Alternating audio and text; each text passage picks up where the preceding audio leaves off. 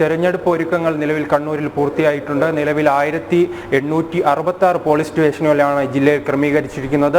അതിനുമായി ബന്ധപ്പെട്ട് 8972 ഉദ്യോഗസ്ഥരെയും നിയമിച്ചിട്ടുണ്ട് ഇതുമായി ബന്ധപ്പെട്ടുള്ള പ്രവർത്തനങ്ങൾക്ക്. അതോടൊപ്പം തന്നെ നമുക്കറിയാവുന്നതാണ്, കണ്ണൂരിലെ ബോംബ് സ്ഫോടനവുമായി ബന്ധപ്പെട്ട് ജില്ലയിൽ വളരെ വലിയ ജാഗ്രതയാണ് നിലവിൽ ഉള്ളത്. അതിന്റെ അടിസ്ഥാനത്തിൽ തന്നെ 418 ബൂത്തുകളെയാണ് നിലവിൽ പ്രശ്നബാധിത ബൂത്തുകളായി കണ്ടെത്തിയിരിക്കുന്നത്. ഈ ബൂത്തുകളിലായിരിക്കും എന്തായാലും കൂടുതൽ സുരക്ഷ ഒരുക്കുക. അതോടൊപ്പം തന്നെ ഇതിൽ 34 ബൂത്തുകൾ മാവോയിസ്റ്റ് ഭീഷണിയുമുണ്ട്. അവിടെയും ശക്തമായ സുരക്ഷ ഒരുക്കുകയാണ് പോലീസിന്റെ തീരുമാനം. എന്തായാലും ഇതുമായി ബന്ധപ്പെട്ട് നിലവിൽ ഒരുക്കങ്ങളെല്ലാം പൂർത്തിയായിട്ടുണ്ട്. അതോടൊപ്പം തന്നെ ഈ പോളിംഗുമായി ബന്ധപ്പെട്ട് ഇന്ന് 11 കേന്ദ്രങ്ങളിൽ നിന്നായിരുന്നു ഈ പോളിംഗ് സാമഗ്രികൾ വിതരണം ചെയ്തത്. അത് നിലവിൽ ഉച്ചയോടെ തന്നെ പൂർത്തിയായിട്ടുണ്ട്. അതിനുശേഷമായിരിക്കും ഇന്ന് ബൂത്തിൽ വൈകുന്നേരത്തോടെ തന്നെ ഈ സാമഗ്രികൾ ബൂത്തിലെത്തിച്ച് തെരഞ്ഞെടുപ്പിന്റെ ഒരുക്കങ്ങളും പൂർത്തിയാവും. എന്തായാലും ഇനി 17 മണിക്കൂർ മാത്രമാണ് നിലവിൽ ഇലക്ഷന് ഈ വോട്ടെടുപ്പുമായി ബന്ധപ്പെട്ടുള്ളത്. ഇന്ന് നിലവിൽ 3 സ്ഥാനാർത്ഥികളും വീടുകൾ കേന്ദ്രീകരിച്ചാണ് ഈ പ്രവർത്തനങ്ങളുമായി നിശബ്ദ പ്രചരണവുമായി മുന്നോട്ട് പോയത്. എന്തായാലും നമ്മോടൊപ്പം ഈ മണ്ഡലത്തിൽ NDA സ്ഥാനാർത്ഥി സി രഘുനാഥ് ചേരുകയാണ്. വിജയത്തിൽ കുറഞ്ഞ ഒന്നും പ്രതീക്ഷിക്കുന്നില്ല. കണ്ണൂരിൽ ആദ്യമായി NDA സ്ഥാനാർത്ഥി വിജയിക്കും. അതിനനുകൂലമായ ഒരു രാഷ്ട്രീയ സാഹചര്യം കണ്ണൂരിൽ ഇന്ന് നിലനിൽക്കുന്നുണ്ട്. കഴിഞ്ഞ 1.5 മാസത്തിലധികമായി ഞാൻ ഈ നിയോജകമണ്ഡലത്തിൻ്റെ വിവിധ ഭാഗങ്ങളിൽ സഞ്ചരിച്ചപ്പോൾ ജനങ്ങളിൽ നിന്ന്, പ്രത്യേകിച്ച് യുവാക്കളിൽ നിന്ന് ഇതുവരെ കാണാത്ത ഒരനുകൂലമായ നിലപാട് നമുക്ക് ലഭിച്ചിട്ടുണ്ട്. അത് BJPക്ക് അനുകൂലമായി തീരും, NDAക്ക് അനുകൂലമായി തീരുമെന്നാണ് എൻ്റെ വിശ്വാസം. ജനങ്ങൾക്ക് വിശ്വാസം നഷ്ടപ്പെട്ടാൽ പോയ 2 മുന്നണികളാണ് എനിക്കെതിരെ മത്സരിക്കുന്നത്. 2 പേരും 2 തവണയായി കണ്ണൂരിൽ, നിങ്ങൾക്കറിയാം, ദശാബ്ദങ്ങളായി കണ്ണൂരിൽ ഇടത് വലത് രാഷ്ട്രീയ നേതാക്കന്മാരാണ് വിജയിച്ചു വരുന്നത്. ഈ നേതാക്കന്മാരൊക്കെ തന്നെ കണ്ണൂരിൻ്റെ വികസനത്തെക്കുറിച്ച് എന്തെങ്കിലും ചെയ്തതായി ഒരു കാര്യം പോലും ചൂണ്ടിക്കാണിക്കാൻ അവർക്ക് ഇതുവരെ സാധിച്ചിട്ടില്ല. നിലവിൽ MP ആണെങ്കിൽ പാർലമെൻറ്റിൽ പോകാറില്ല എന്ന് എല്ലാവർക്കും അറിയാം. ഓരോ ദിവസവും ഓരോ തരത്തിൽ സംസാരിക്കുകയാണ്. ഇന്നലെ ഒരു ചാനലിൽ പറഞ്ഞത്, വേണമെങ്കിൽ ഞാൻ BJPയിൽ പോകുമെന്ന് പറയുന്ന ഒരാളാണ്. ഇടയ്ക്ക് പറയും ഞാൻ അതിൽ പോകില്ല എന്ന് പറയും. അപ്പം അങ്ങനെയുള്ള ഒരാൾ പാർലമെൻറ്റിൽ പോയി സംസാരിക്കാത്ത ആൾ, പാർലമെൻറ്റിൽ നമ്മുടെ വികസനത്തെക്കുറിച്ച് പറയാത്ത ആൾ, പാർലമെൻറ്റിൽ ഒരു തവണ മാത്രമാണ് കഴിഞ്ഞ തവണ ഒരു ചോദ്യം ചോദിച്ചത് എന്ന്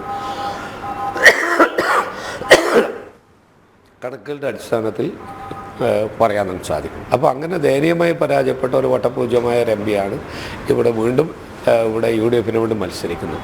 പിന്നെ ഇടതുപക്ഷത്തിൻ്റെ സ്ഥാനാർത്ഥിയാണെങ്കിൽ കണ്ണൂരിൽ നിങ്ങൾക്കറിയാം നിലവിലുള്ള ഒരു ബോംബ് രാഷ്ട്രീയത്തിൻ്റെ വക്താക്കളാണ്. കഴിഞ്ഞ ആഴ്ചയാണ് പാനൂർ എന്ന് പറയുന്ന സ്ഥലത്ത് ബോംബ് നിർമ്മിക്കുന്നതിനിടയിൽ പൊട്ടിച്ച് ആളുകൾ ഒരു യുവാവ് മരിക്കുകയും നിരവധി ആൾക്ക് പരിക്കേൽക്കുകയും സാഹചര്യമുണ്ട്. അപ്പോൾ കണ്ണൂരിൽ ഒരു അശാന്തിയുടെ ദിനങ്ങളാണ് ഈ ഇലക്ഷൻ സമയത്ത് വരുന്നത്. ഞങ്ങൾക്കറിയാം, സെൻസിറ്റീവ് ബൂത്ത് മാത്രം ഹൈപ്പർ സെൻസിറ്റീവ് ബൂത്തുകളുള്ള സ്ഥലങ്ങളുണ്ട്. രാവിലെ തന്നെ ബൂത്ത് കയ്യേറി ബൂത്ത് പിടിക്കുന്ന സ്ഥലങ്ങൾ കണ്ണൂരിൽ പറഞ്ഞാൽ വിശ്വസിക്കാൻ പറ്റാത്ത പല സ്ഥലങ്ങളും, മുഖ്യമന്ത്രിയുടെ മണ്ഡലത്തിൽ പോലും അതുപോലെയുള്ള സ്ഥലങ്ങളുണ്ട്. അപ്പോൾ ഇതൊക്കെ വളരെ ജാഗ്രതയോടുകൂടി കൈകാര്യം ചെയ്യണം. കണ്ണൂരിൽ NDAയുടെ വിജയം തകർക്കാൻ ചിലപ്പോൾ അവർ ബോധപൂർവമായ 2 മുന്നണികളും ബൂത്തിൽ കേന്ദ്രീകരിച്ച് പ്രവർത്തിക്കുന്നതാണ് എൻ്റെ വിഷയം. അതോടൊപ്പം നിലവിലെ സാഹചര്യത്തിൽ 2 മുന്നണികളും ആര് BJPയിൽ എത്തുമെന്ന ഒരു ചർച്ചയിലാണ്. EP ജയരാജനായാലും അതോടൊപ്പം തന്നെ കമ്മ്യൂണിസ്റ്റ് പാർട്ടിയിലെയും നേതാക്കളും അതോടൊപ്പം കോൺഗ്രസിലെ സുധാകരൻ ഉൾപ്പെടെ 2 പേര് തർക്കത്തിലാണ് ആരാണ് അവസാനം BJPയിൽ എത്തുക. 2024 ഈ തെരഞ്ഞെടുപ്പിന് ശേഷം കേരളത്തിൽ UDF എന്ന് പറയുന്ന സംവിധാനം തകർന്ന് തരിപ്പണമാകും. കാരണം UDFനകത്ത് നിരവധി നേതാക്കന്മാർ അസംതൃപ്തരാണ്.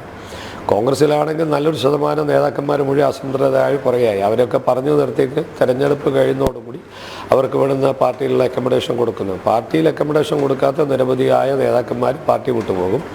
നേതാക്കന്മാർ പാർട്ടി വിടുന്നതിനേക്കാൾ ഉപരി ഈ വിശ്വാസം നഷ്ടപ്പെട്ട ഒരു പ്രസ്ഥാനമായതുകൊണ്ട് തന്നെ ആ പാർട്ടിയിലുള്ള ഭൂരിഭാഗം അനുയായികളും കാലക്രമേണ ഈ പാർട്ടി വിട്ട് 2024 കേരളം ഒരു കോൺഗ്രസ് മുക്ത സംസ്ഥാനമായി മാറും. ഇന്ത്യയിൽ കോൺഗ്രസ് മുക്ത ഭാരതം എന്നുള്ള സങ്കല്പമാണ് നരേന്ദ്രമോദിജി പറഞ്ഞത്. അതെന്തായാലും ഈ തെരഞ്ഞെടുപ്പോടുകൂടി കേരളത്തിൽ നടപ്പാക്കാൻ പോവുകയാണ്.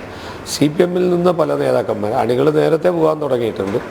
പക്ഷെ അതൊക്കെ നമ്മളൊരു ഡെഡ് ലോക്ക് ഉണ്ട്, അത് പൊട്ടി തകരും. ഈ 24 ആളുകൾക്ക് BJPയിൽ പോകാനുള്ള വഴി തുറന്നിടുന്ന തെരഞ്ഞെടുപ്പായിരിക്കും. കേരളത്തിലെ പ്രതിപക്ഷ സംഘടനകളായാലും ശരി, ഭരണപക്ഷ സംഘടനകളിൽ നിന്ന് നല്ലൊരു ശതമാനം ആളുകൾ BJPയിലേക്ക് പോകുന്ന സാഹചര്യം കേരളത്തിൽ നിലനിൽക്കുന്നുണ്ട്. കമ്മ്യൂണിസ്റ്റ് പാർട്ടിയുടെ പല നേതാക്കന്മാരെ ഇപ്പോഴും പോകാതെ കേരളത്തിൽ ഭരണമുള്ളതാണ്. നിങ്ങൾക്കറിയാം ബംഗാളിലും ത്രിപുരയിലൊക്കെ ഒരു രാത്രി കൊണ്ട് പാർട്ടി ഓഫീസുകൾ പോലും BJPക്ക് കൈയൊഴിഞ്ഞു പോയ സാഹചര്യമുണ്ട്. അത് കേരളത്തിൽ വരാൻ പോകുക.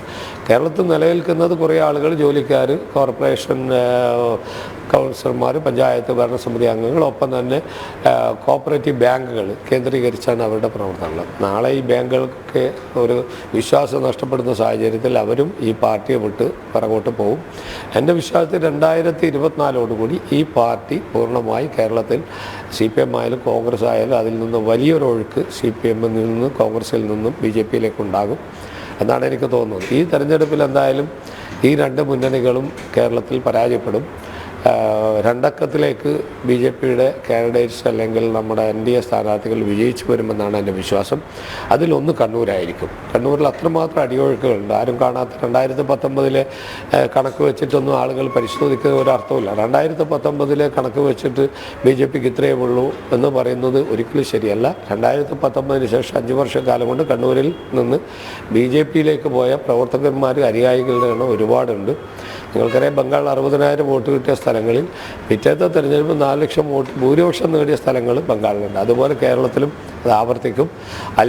ഒരു കനൽത്തരി എന്ന് പറയുന്ന കേരളത്തിൽ ഉള്ള CPM-ൽ നിന്നും കോൺഗ്രസിൽ നിന്നും നിരവധിയായ ആളുകൾ ഇതോടുകൂടി ഈ പാർട്ടി വിട്ടു പോകും എന്നാണ് എൻ്റെ വിശ്വാസം.